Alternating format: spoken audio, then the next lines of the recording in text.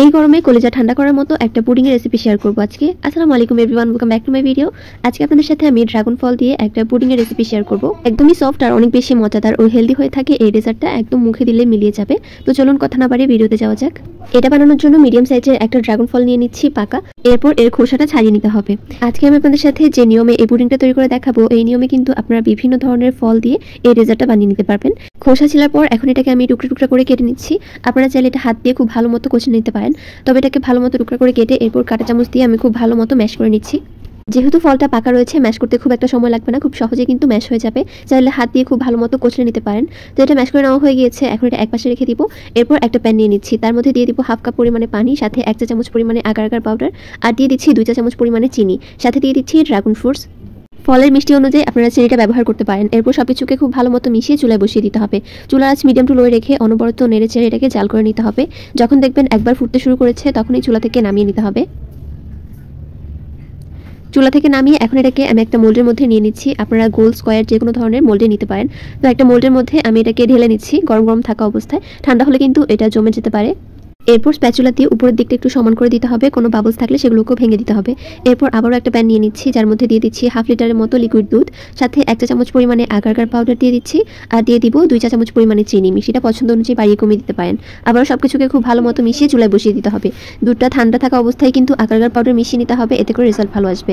গরম দুধের মধ্যে কিন্তু এই পাউডারটা দিলে জমতে চায় না। এরপর একবার যখন ফুটতে শুরু করবে, চুলা থেকে নামিয়ে ডিরেক্ট এটাকে আমি ড্রাগন ফলের উপরে দিয়ে দিচ্ছি। এর মধ্যেই কিন্তু ড্রাগন ফলটা আরও কিছুটা পরিমাণে সেট হয়ে যাবে। এরপর উপর থেকে দুধের মিক্সারটা দিয়ে এখন এটাকে কিছুক্ষণ এভাবে রেখে দিতে হবে। তারপর ফ্রিজে রেখেছি আমি 1 ঘন্টার জন্য, এতে করে খুব সুন্দর মতো সেট হয়ে গিয়েছে। এখন সাইড থেকে ছুরি দিয়ে কেটে এরপর এটাকে আনমোল্ড করে নিচ্ছি। খুব সহজেই আনমোল্ড হয়ে যায়। আর দেখতেই পাচ্ছেন লোভনীয় এই ডেজার্টটা একদম রেডি। দেখতে কিন্তু অনেক বেশি আকর্ষণীয় আর লোভনীয় হয়ে থাকে এই ডেজার্টটা। সাইড থেকে যে রসগুলো বের হয়েছে ওগুলো টিস্যু দিয়ে ক্লিন করে নিচ্ছি। তো তাহলে কিন্তু মজাদার এই ডেজার্টটা একদম রেডি।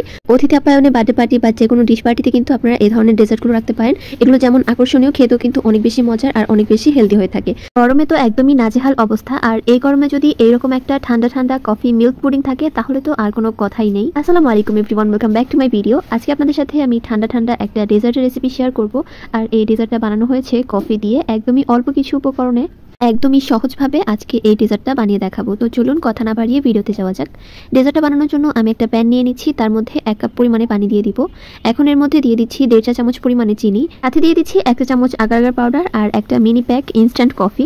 তো সব কিছুকে খুব ভালো মতো মিশিয়ে নিচ্ছি। আগে এভাবে মিশিয়ে নিতে হবে, তারপর এটাকে চুলায় বসিয়ে দিচ্ছি। চুলায় বসিয়ে চুলার আঁচ মিডিয়াম টু লো রেখে এটাকে জাল করে নিতে হবে, অনবরত নেড়ে চেড়ে। জাল করতে করতে যখন দেখবেন যে সবকিছু ভালো মতো মিশিয়ে একটু ঠিক হতে শুরু করেছে, তখনই চুলা থেকে নামিয়ে নিচ্ছি। এটা বেশিক্ষণ জাল করতে হয় না, একবার ফুটতে শুরু করলে চুলা থেকে নামিয়ে এখন আমি একটা বোলের মধ্যে দিয়ে দিচ্ছি। তো দেখতেই পাচ্ছেন এই বোলের মধ্যে ঢেলে দেওয়ার পর কিছুক্ষণ এটাকে রেস্টে রেখে দিব। এটা ঠান্ডা হয়ে গেলে খুব সুন্দর মতো জমে যাবে। এখন আরেকটা প্যান নিয়ে নিচ্ছি, তার মধ্যে দিয়ে দিচ্ছি 1.5 কাপ পরিমাণে লিকুইড দুধ। এখন দুধের মধ্যে দিয়ে দিচ্ছি 1.5 টেবিল চামচ পরিমাণে চিনি, মিষ্টিটা পছন্দ অনুযায়ী দিতে পারেন, সাথে 1 চা চামচ আগার আগার পাউডার। তো ভালো মতো মিশিয়ে সাথে আরও একটা instant mini pack coffee powder দিয়ে দিচ্ছি। তো সব কিছু খুব ভালো মতো মিশিয়ে নিচ্ছি। এরপর এটাকে চুলায় বসিয়ে ঠিক আগেরটার মতোই জাল করে নিব।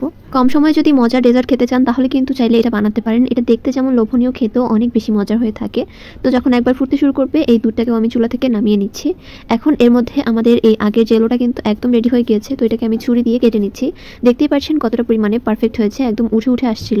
তো এই জেলোটা কিন্তু একদম রেডি। এখন আমি এরকম একটা মোল্ড নিয়ে নিচ্ছি, তারপর তার মধ্যে এই জেলোগুলো দিয়ে দিচ্ছি। এরপর আমাদের যে দুধের মিক্সারটা আমরা রান্না করে রেখেছিলাম সেটাকে ছেঁকে তারপর এখানের মধ্যে দিয়ে দিচ্ছি। ছেঁকে দেওয়ার ফলে খুব স্মুথ একটা ফিনিশিং পাবেন। আর তারপর আমি স্প্যাচুলা দিয়ে সবকিছুকে একটু মিশিয়ে তারপর রেস্টে রেখে দিয়েছিলাম। এটা বাইরে থাকতেই জমে যায়, তবে যেহেতু গরমে ঠান্ডা ঠান্ডা পরিবেশন করব, তো তার জন্য কিছুক্ষণের জন্য নর্মাল ফ্রিজে রেখে দিয়েছিলাম। তো তার থেকে বের করে এখন আমি সাইড থেকে একটু কেটে নিচ্ছি। এরপর এটাকে উল্টিয়ে একটা প্লেটের মধ্যে নিয়ে নিচ্ছি। খুব সহজে এটা আনমোল্ড হয়ে যায়। আর দেখতেই পাচ্ছেন কতটা পরিমাণে পারফেক্ট হয়েছে। এই পুডিংটা খেতে আসলেই অনেক বেশি মজা হয়ে থাকে। কফি লাভাররা তো অনেক বেশি পছন্দ করে, আর যারা কফি পছন্দ করে না তারাও কিন্তু এটা অনেক মজা করে খাবে। আমিও কিন্তু কফি খুব একটা পছন্দ করি না, তবে এই ডেজার্টটা আমার কাছে অনেক বেশি ভালো লেগেছে। শুধুমাত্র দুধ আর চিনি দিয়ে তৈরি করে ফেলতে পারবেন এই মজাদার মিল্ক মালাই পুডিংটি। আসসালামু আলাইকুম everyone, welcome back to my video.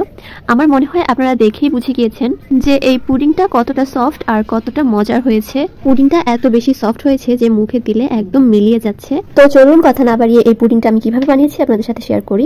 ভিডিওটি ভালো লাগলে চ্যানেলটি সাবস্ক্রাইব করে পাশেই থাকবেন। তো প্রথমে আমি একটা কড়াই নিয়ে নিচ্ছি। এখন এখানে দিয়ে দিব 2 টেবিল চামচ পরিমাণে কর্নফ্লাওয়ার, 1 চা চামচ দিয়ে দিচ্ছি আগার আগার পাউডার, আর এখন দুইটাকে ভালো মতো মিশিয়ে দিয়ে দিচ্ছি 1 চিমটির মতো এলাচের গুঁড়া। আর এখন এখানের মধ্যে আমি অ্যাড করব ঠান্ডা দুধ। প্রথমে কিন্তু দুধটা ঠান্ডাই ইউজ করতে হবে, কেননা আগার আগার পাউডারের সাথে কিন্তু ঠান্ডা পানি বা ঠান্ডা দুধ অ্যাড করলে এটা খুব সহজে মিশে যায়। আর গরম দুধের মধ্যে যদি দিতে চান তাহলে কিন্তু এটা মিশতে যাবে না, একটু দলা দলা পেকে যাবে। তো এখানের মধ্যে আমি 2.5 কাপ পরিমাণে দুধ অ্যাড করেছি। তো এখন দুধটাকে খুব ভালো মতো আগার আগার পাউডার আর কর্নফ্লাওয়ারের সাথে মিশিয়ে নিলাম। তো চুলায় বসিয়ে এখন আমি 1/2 কাপ পরিমাণে চিনি অ্যাড করে দিচ্ছি।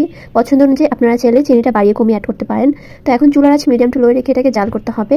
তো কিছুক্ষণ জাল করে এখানের মধ্যে আমি দিয়ে দিচ্ছি 1/3 কাপ পরিমাণে গুঁড়া দুধ। গুঁড়া দুধ দিলে খুব সহজে এটা ঘন হয়ে যাবে আর টেস্টও কিন্তু অনেক বেশি ভালো আসবে। তো 2 থেকে 3 মিনিট জাল করার পর দেখুন এটা কিন্তু অনেকটাই ঘন হয়ে যাচ্ছে। এটা কিন্তু চুলায় দেওয়ার পর অনবরত নাড়তে হবে, না হলে কিন্তু উপরে একটা মোটা সর বসে যাবে আর এটা খুব সহজে ঘন হয়ে যাবে। ঘন হয়ে গেলে চুলা থেকে আমি নামিয়ে একটা মোল্ডের মধ্যে নিয়ে নিচ্ছি। একদম বেশি ঘনও কিন্তু করা যাবে না, একটু মিডিয়াম রাখতে হবে। তো এটাকে আমি 2 ঘন্টার জন্য ফ্রিজে রেখে দিচ্ছি। দেখুন ফ্রিজে রাখার পর কতটা সুন্দর মতো সেট হয়ে গিয়েছে। তো এখন একটা ছুরি দিয়ে সাইড দিয়ে এরকম ভাবে আলতো করে নিচ্ছি আর এখন একটা প্লেটের মধ্যে এরকম উল্টিয়ে দিব। দেখুন যে খুব সহজেই কিন্তু এটা নেমে গিয়েছে। পুডিংটা একদম রেডি। এখন উপর দিয়ে আমি কিছুটা পরিমাণে গুঁড়া দুধ অ্যাড করে দিচ্ছি, এতে করে দেখতে আরো বেশি লোভনীয় লাগবে। আপনারা চাইলে এই কাজটা স্কিপও করতে পারেন, তবে দেখলে সুন্দর লাগবে আর খেতেও কিন্তু অনেক বেশি মজার হবে। তো আমি আপনাদের সাথে কেটেও দেখাচ্ছি কত সহজে এটা কেটে নেওয়া যাচ্ছে। আর এই পুডিংটা এত বেশি নরম আর সফট হয় যে খুব সহজেই কেটে নেওয়া যায়। আর খেতে তো মাশাআল্লাহ, দেখেই বুঝতে পারছেন যে এটা কতটা পরিমাণে মজার হবে। তো এটাকে আমি স্লাইস করে কেটে নিয়েছি আর এখন এটাকে উঠিয়ে দেখাচ্ছি। দেখুন একদম স্মুথ হয়েছে আর নরম তুলতুলে, মুখে দিলে একদম মিলিয়ে যায় এই পুডিংটি। আপনারাও চাইলে এই রমজানে ইফতার এটি রাখতে পারেন, দেখবেন যে সবাই খুব বেশি পছন্দ করবে। একটা কেটেও শেয়ার করছি, কত সুন্দর স্মুথলি কেটে যাচ্ছে দেখেই বুঝতে পারছেন। আসসালামু আলাইকুম everyone, welcome back to my video. এই গরমে ইফতারের জন্য মাত্র 10 মিনিটে বানিয়ে নিতে পারবেন এই মালাই পুডিংটি, তাও আবার মাত্র 2 থেকে 3টি উপকরণে তৈরি করতে পারবেন। ইফতারে এটি ডেজার্ট হিসেবে রাখতে পারেন, দেখবেন সবাই খুব বেশি পছন্দ করবে। আর ঠান্ডা ঠান্ডা সার্ভ করলে তো সবাই অনায়াসে খেয়ে ফেলবে আর এটা খাওয়া মাত্রই কিন্তু মন প্রাণ একদম শান্তিময় হয়ে যাবে। তো দেখতে পাচ্ছেন প্রথমে আমি চুলায় একটা প্যান বসিয়ে 1/2 কাপ পরিমাণে চিনি দিয়ে দিচ্ছি। তো এখন চিনিটাকে ভালো মতো গলিয়ে আমি ক্যারামেল বানিয়ে নিব। দেখতে পাচ্ছেন স্প্যাচুলা দিয়ে এটাকে খুব ভালো মতো নেড়েচেড়ে একটু ক্যারামেল বানিয়ে নিচ্ছি। আর এটাকে আমি একটু লাল লাল করবো, যেহেতু মালাই পুডিং হবে তো কালারটা একটু মালাই ভাব আনার জন্য এখানে আমি এই ক্যারামেলটাকে একটু লাল লাল করে নিয়েছি। আর তারপর এখানে দিয়ে দিব 1.5 কাপ পরিমাণে আগে থেকে জাল করে নেওয়া লিকুইড দুধ। তো তারপর ক্যারামেলের সাথে দুধটা খুব ভালো মতো মিশিয়ে নিব। দেখবেন যে ওই পর্যায়ে কিন্তু ক্যারামেলটা এরকম একটু দলা পেকে যাবে, ভয়ের কিছু নেই, আস্তে আস্তে গলে যাবে জাল করতে করতে। তো এখন আরেকটা বাটির মধ্যে আমি নিয়ে নিচ্ছি 1 চা চামচ পরিমাণে আগার আগার পাউডার আর সাথে আমি অল্প কিছুটা পরিমাণে পানি অ্যাড করে দিব। তো এখন পাউডারটা আর পানিটা খুব ভালো মতো মিশিয়ে নিতে হবে, যেহেতু এটা জেলাটিন তো তার জন্য এটা কিন্তু এরকম ঘন হয়ে যাবে। আজকের পুডিংয়ে কোনো রকমের ডিম ইউজ করব না, আগার আগার পাউডার দিয়ে কিন্তু এই পুডিংটাকে আপনারা জমিয়ে নিতে পারবেন। তো দেখতে পাচ্ছেন ক্যারামেলের যে চাকটা ছিল ওটা গলে যাওয়ার পর কালারটা ঠিক এরকম এসেছে। তো এই পর্যায়ে আমি এখানের মধ্যে দিয়ে দিব 1/2 কাপ পরিমাণে গুঁড়া দুধ। গুঁড়া দুধ দিলে কিন্তু এই পর্যায়ে ফ্লেভারটা আর টেস্টটা একদম দ্বিগুণ হয়ে যাবে। তো এখন আমি গুঁড়া দুধের সাথে খুব ভালো মতো এটাকে মিশিয়ে নিচ্ছি। আর তারপর এই পর্যায়ে আমি এখানের মধ্যে যে আগার আগার পাউডারটাকে মিশিয়ে রেখেছিলাম সেটা দিয়ে দিব।